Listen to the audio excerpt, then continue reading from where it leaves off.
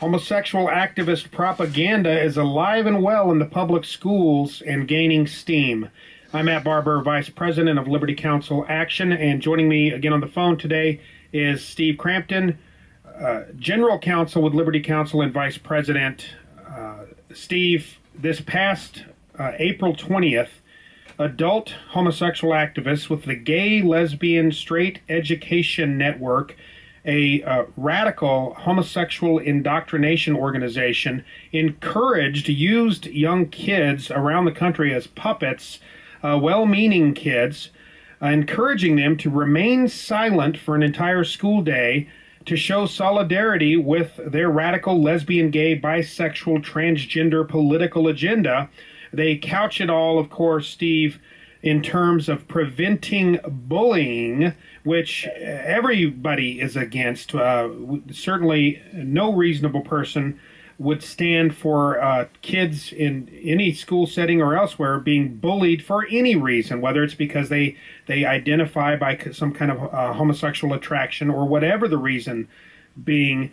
Unfortunately, these adult, very talented and astute political activists have figured out how to leverage the sympathies associated with that, use this language of bullying as a Trojan horse to get into the schools so that they can indoctrinate and try to influence young children to sign off on their political agenda. Isn't that what it's all about, Steve? It's exactly what it's all about, Matt. And I think every taxpayer in America, no matter where you stand on the issue of homosexual rights, ought to be outraged that they have not just co-opted the students, but in effect co-opted the entire system for the entire school day in every school district where this program is allowed to go forward. It's a total shutdown of the system, in effect, and it strongly encourages, if not coerces, teachers and administrators to play along and become, in effect, political activists for this radical agenda that, frankly, is destroying America. We have heard at Liberty Counsel from some faculty members who are afraid to speak out in opposition to this agenda because, in effect, it is imposing the very totalitarian regime that they pretend that they themselves oppose with their claims of tolerance and so forth. I mean, you know very well, Matt, how the game works. This is the most totalitarian kind of philosophy that is afoot in America today. Well, it's very simple. It sets up a dividing line, and it says, join with us if you want to be one of the good guys.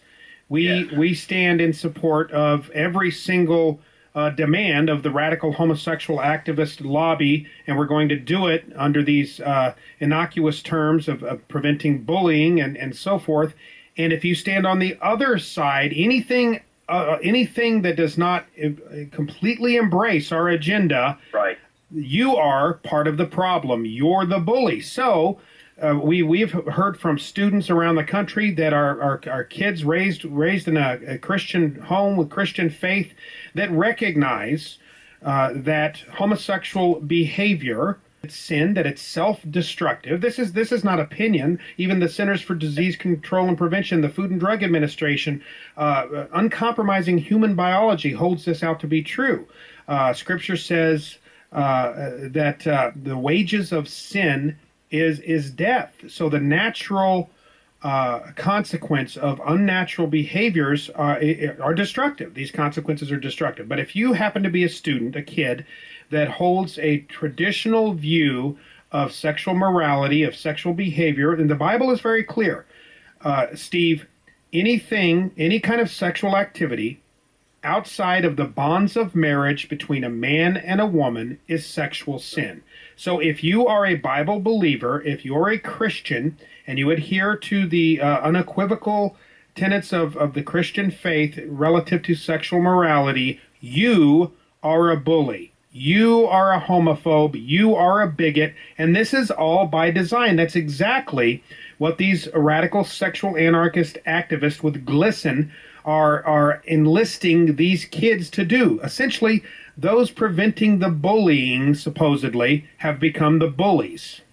There you go. And Matt, I mean, I think that's exactly the case. And again, let's take the party that may be listening to this broadcast who does not subscribe to Christian fundamental beliefs and does not recognize the morality of the matter. Fine. How about the good of society as a whole? We are destroying our youths. We are sending them a death certificate by having them buy into this agenda and this behavior that is destroying them. It's not just a little disease here and there. It is lethal at the end of the day. And as you point to, the Center for Disease Control's own data, most recent data just released, unequivocally establishes that the primary cause for AIDS, which of course is itself lethal, is sexual behavior among same-sex individuals. Yeah. And so imagine if this were a smokers' rights group, and we were all about not saying negative things about smokers and handing out to them packs of Camel filters or something. I don't know. Yeah, it's worse than that. The CDC has shown that 1 in 5 men who have sex with men in cities around the country already have HIV/AIDS. 40% of them don't even know it. These are the CDC's own facts. A study by the International Journal of Epidemiology by pro-homosexual researchers showed that homosexual conduct can knock up to 20 years off of an individual's life. How dare we? This is educational malpractice for our counselors in the schools to tell these kids, oh, you think you might be attracted to another boy, another adolescent boy? Well, experiment with it. Engage in homosexual conduct. You might be gay. You probably are gay. Now, imagine 20 years, that's worse than smoking. The 8 to 10 years, the study shows smoking. Imagine if we were saying, oh, you think you might like to try cigarettes? Oh, here, go ahead. And in fact, here, we're going to hand out packs of cigarettes, just like they throw condoms to the kids in these public schools. There would be public outrage, yet this demonstrably destructive from a not just emotionally and spiritually, which it is, but clearly medically, this destructive lifestyle is elevated and celebrated in the public schools, and these radicals with GLSEN and with the Day of Silence are responsible for it, and these educators taking part in it are engaging in malpractice, in my opinion. And in fact, the entire anti-bullying program is driven by not bullying in general, but bullying against one class in particular, and that is the homosexual activists.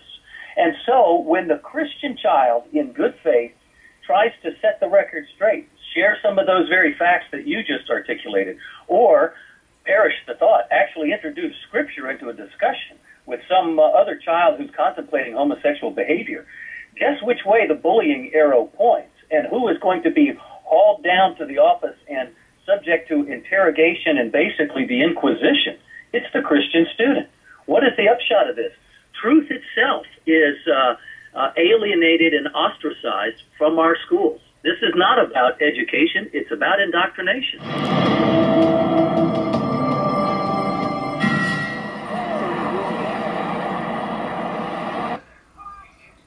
King and King was being given to kindergartners. Even worse, homoerotic material was being made available at a conference that was open to adults and students as young as middle school. The conference was organized by GLSEN, the Gay, Lesbian, and Straight Education Network.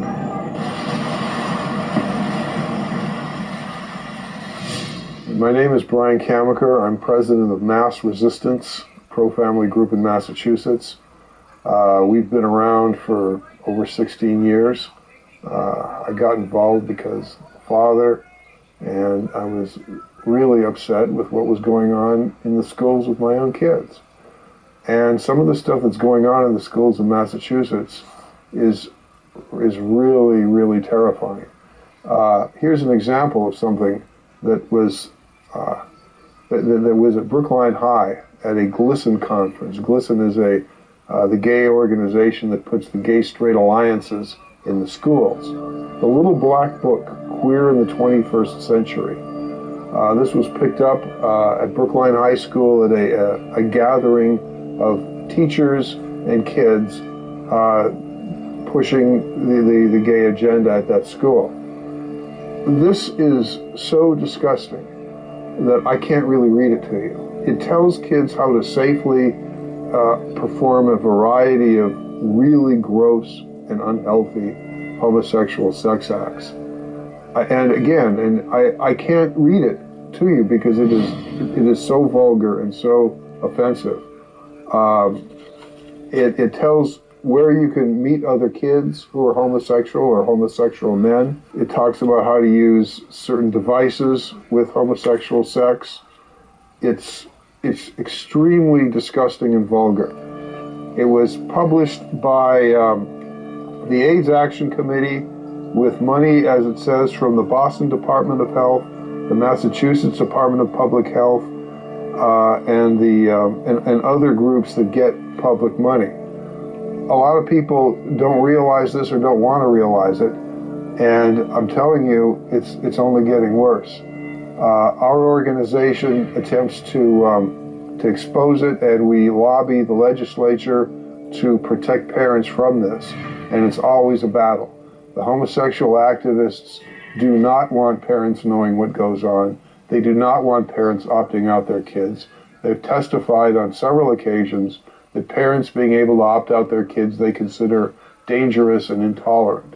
GLSEN is the Gay, Straight, Lesbian Education Network, founded by Kevin Jennings in the late 80s, who was a teacher in Massachusetts. He was Barack Obama's Safe Schools czar. GLSEN is a national homosexual group that targets kids in the public schools and attempts to set up these gay-straight alliances and puts on programs to make kids more comfortable engaging in homosexuality and transgenderism.